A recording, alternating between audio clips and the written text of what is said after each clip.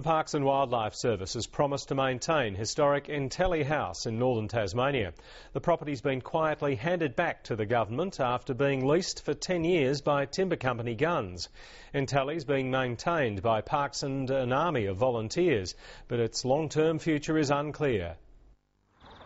Entally Estate near Hadspen was built in 1819 and was one of the first Australian homes recognised for its heritage values.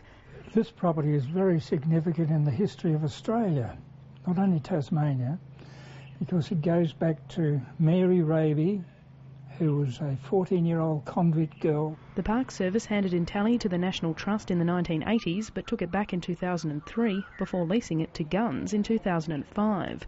They put a lot of resources into it and brought it back with a team of volunteers.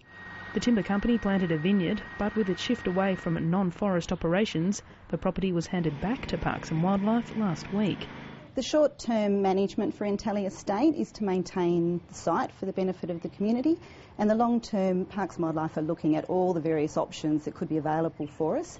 Parks and Wildlife has not ruled out another commercial lease of Entally. The vineyards will be managed by Youth Futures, an organisation that trains the long-term unemployed. We look after people that might have language problems, so disadvantaged people, people that have lost their licence, well, you name it, disadvantaged. And now I've got some tickets. I've got my chemicals, chainsaw, first aid. Pretty soon I'm going for a forklift licence, and it just helps you out so much. Neither Guns nor the Parks and Wildlife Service are willing to reveal the financial details of the property's handover, citing commercial in confidence reasons, but both say it was an amicable arrangement.